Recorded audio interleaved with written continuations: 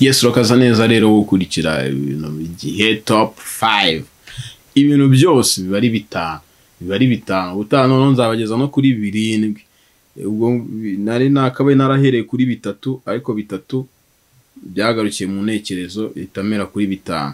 Rero kugezaho ibintu 5 ugomba gukora ukibyuka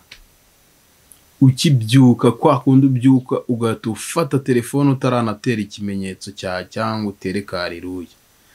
Ibintu 5 ugomba gukora mbere y'ibyo byose ukibyuka. Urambura akaboko banze wumva ariko kuriho urukumva wanze urambura akaboko nyine unakazunguze wumve ko kari gukora ukumva nyine ubanze uri moving unarebe subwo nk'ubwo ukanuye ugasanga nta kariho ukareba gutyo ukana akaboko nta kari. Ibintu 5 ugomba gukora ukibyuka ukibyuka ukibona kuko waramutse.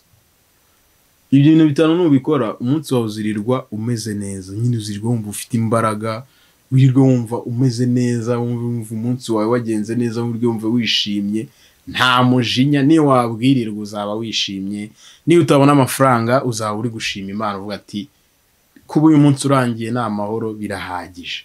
Ibintu 5 ugomba gukora rero ukibyuka. Ikintu cya mbere banza kubita isengesho, banza usenge bitewe no kwemera kwawe. Niba uri mu Islamu, niba uri mu Katolike, niba uri mu Dive, niba uri umurokore, niba uri iki, niyo waba nta dini ugira, kubita akamenyetso bro, gakubite uvuga ati rero Nyagasani Imana yanjye dore ndaramutse, ubane nanjye nirirwa amahoro, umunsi wanjye ugende neza, wigende. Ari iminota ingahe bigufasha Mana ubane nanjye mu byo nkora.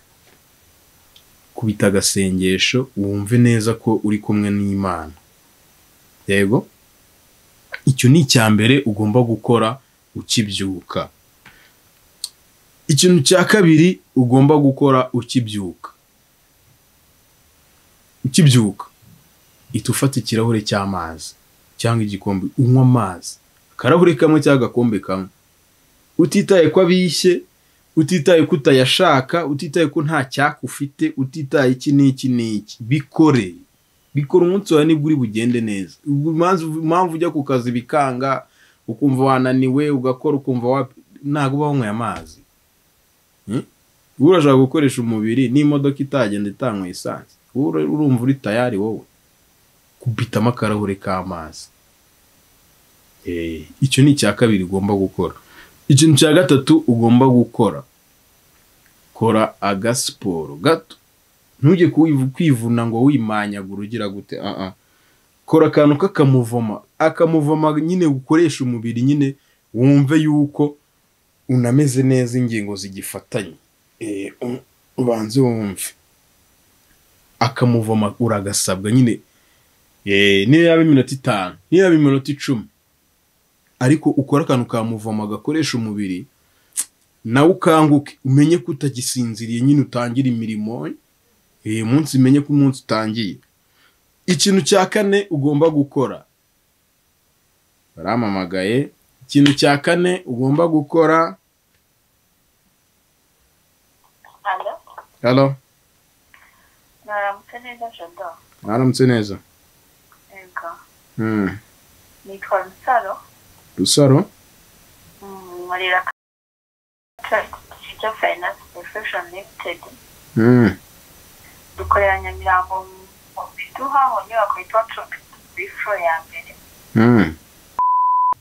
Ikintu cya 4 ugomba gukora ukibyuka. Nyuma yo gukora ibyo byose ugakubita agasengesho, ukanywa amazi, ugakora akantu k'akamuvoma, uri kumva.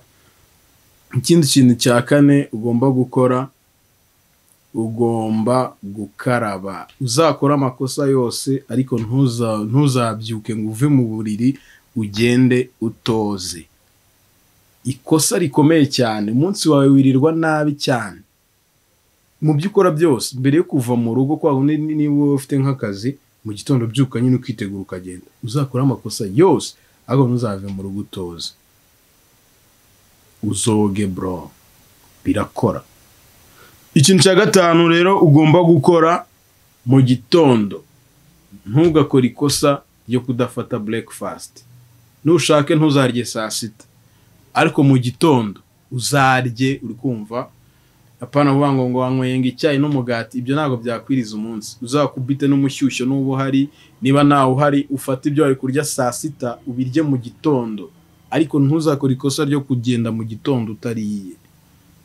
Iyo uporeje mu gitondo, iyo mu gitondo umubiri wawe wirirwana imbaraga, kabone n'ubwo utarya saa sita, urakora buri kimwe cyose kumva ufite imbaraga, kumva umeze neza. So ibyo ni ibintu bitanu ugomba gukora mu gitondo ukibyuka, ubundi ukirirwa neza umunsi wawe wose ukagenda neza.